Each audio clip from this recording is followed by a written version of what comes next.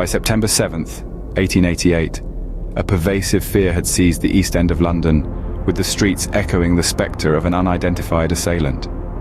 After the murders of Martha Tabram and Mary Ann Nichols, his name remained a mystery, but the quickening pulse of terror and chaos was unmistakable.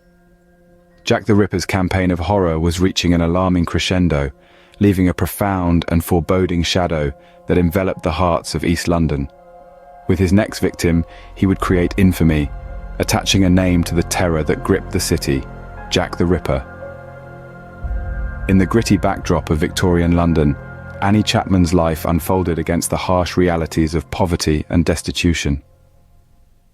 Born as Eliza Ann Smith in September 1841, she was the eldest of 5 children. Her father was a soldier, who later would work in domestic service. While still a child, her father committed suicide by cutting his own throat. At 27, Annie defied Victorian societal norms by marrying a fellow servant at her workplace, an act frowned upon at the time. Her husband, John Chapman, a coachman to a nobleman, shared their unconventional love story, as their employers surprisingly approved the union. The couple, well regarded by those around them, built a family with 3 children. Tragedy struck in 1882 when one of their daughters suffered from seizures and sadly succumbed to meningitis at the tender age of 12, while their son, born with disabilities, faced the heart-wrenching fate of being sent to live in a poorhouse. This tumult marked a profound shift in Annie's life. Both she and her husband John sought solace in heavy drinking as a way to cope. Annie's struggle with alcohol led to multiple incarcerations before she could reclaim sobriety. The strain proved insurmountable for their marriage, ultimately resulting in its collapse. Despite the ongoing financial support from John, the courts granted him custody of their remaining children. Tragically, John succumbed to cirrhosis of the liver in 1886.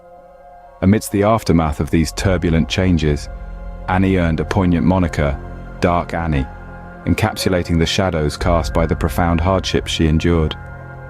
Annie soon found herself compelled to reside on one of the East End's most notorious and forbidding streets, a place so grim that even police officers hesitated to venture alone. Confronted by the harsh realities of survival, she turned to selling flowers, crochet work, and at times resorted to sex work to make ends meet. Once again, another victim of Jack the Ripper was forced to navigate the unforgiving streets in search of her next job, all in a desperate attempt to secure a bed for the night. In the coroner's report, it was outlined how Annie's health had deteriorated significantly. Beset by the struggles of alcoholism and the chronic disease known as Bright's disease, which affects the kidneys, she also battled tuberculosis and syphilis. The cumulative impact of these afflictions painted a grim picture, suggesting that Annie's demise was imminent, even if she hadn't crossed paths with Jack the Ripper. The day the investigation into Jack the Ripper's previous victims closed marked the grim culmination of Annie's life. On the morning of September 8, 1888, her mutilated body was discovered in the backyard of 29 Hanbury Street. The gruesome sight was found by John Davis, a resident of the house, who promptly alerted the authorities. Inspector Joseph Chandler arrived at the scene and cleared the area of spectators. The severity of the wounds inflicted on Annie was shocking. Her throat was severed and her womb and liver was removed, pointing to the sinister work of the Ripper. In a gruesome tableau, Annie Chapman's throat had been mercilessly slashed from left to right, the blade cutting so deep that the bones of her vertebral column bore chilling striations. Her abdomen, a macabre canvas, had been opened, revealing a nightmarish display. A section of flesh from her stomach rested on her left shoulder, while another section, along with her small intestines, had been meticulously removed and placed above her right shoulder. The morgue examination unveiled a further horror. Part of her uterus and bladder were missing.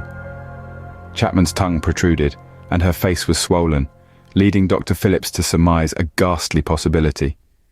She may have been asphyxiated with a handkerchief tightly wound around her neck before her assailant inflicted the fatal throat slash. Phillips believed the murderer, in a gruesome choreography, had held her chin as he carried out this heinous act. The absence of a blood trail reinforced the chilling conclusion. She had met her end right where she lay. The scene, a nightmarish blend of brutality and precision, bore witness to the dark artistry of a killer haunting the streets of Whitechapel. Prior to his grim work, Jack the Ripper had strangled Annie Chapman, a calculated move ensuring he could depart the scene without being drenched in blood, leaving an even more perplexing and sinister mystery in his wake. Dr. George Bagster Phillips, the divisional police surgeon, was called to examine the body. After a hasty examination, the body was transported to the Whitechapel Workhouse Infirmary. However, before a thorough post-mortem examination could take place, two nurses, under instructions from the clerk of the workhouse guardians, had already stripped and washed the body. In a chilling turn of events, the enigmatic figure known as Jack the Ripper chose to step out of the shadows and into the public consciousness. The ominous narrative took a new twist with the arrival of the Dear Boss letter, a missive sent to the Central News Agency on September 27, 1888. In this letter, Jack the Ripper not only claimed responsibility for the heinous crimes that had shaken Whitechapel, but also introduced himself directly to a horrified city. The tone and content of this letter marked a sinister shift, leaving both the authorities and the public to grapple with the malevolent presence now haunting the streets of Victorian London. What follows are the haunting words of Jack the Ripper himself, etched onto the pages of history with an indelible ink of terror. Dear boss, I keep on hearing the police have caught me, but they won't fix me just yet. I have laughed when they look so clever and talk about being on the right track. I am down on whores and I shan't quit ripping them till I do get buckled. Grand work the last job was. I gave the lady no time to squeal. How can they catch me now? I love my work and want to start again. You will soon hear of me with my funny little games. I saved some of the proper red stuff in a ginger beer bottle over the last job to write with, but it went thick like glue and I can't use it. Red ink is fit enough, I hope, haha. The next job I do, I shall clip the lady's ears off and send to the police officers just for jolly, wouldn't you? Keep this letter back till I do a bit more work, then give it out straight. My knife's so nice and sharp, I want to get to work right away if I get a chance. Good luck. Yours truly, Jack the Ripper. Don't mind me giving the trade name. Wasn't good enough to post this before I got all the red ink off my hands. Curse it. No luck yet. They say I'm a doctor now, haha. In a morbid testament to the malevolent prophecy embedded in Jack the Ripper's written words, the haunting conclusion unfolds. The killer held true to his sinister declarations, as evidenced by the grim details of his next victim. Not only did he carry out the gruesome act of cutting the ear, a horrifying echo of his ominous correspondence, but he also quickened the pace of his killings, plunging Victorian London deeper into the abyss of fear and uncertainty. Jack the Ripper, a spectral figure of terror, left an indelible mark on history, his dark legacy etched into the very fabric of the city's collective nightmares. Annie Chapman's life was one filled with hardship, illness, and a tragic end. Yet, her story is an important piece of the puzzle in the unsolved mystery of Jack the Ripper. It provides a glimpse into the lives of the women he preyed upon.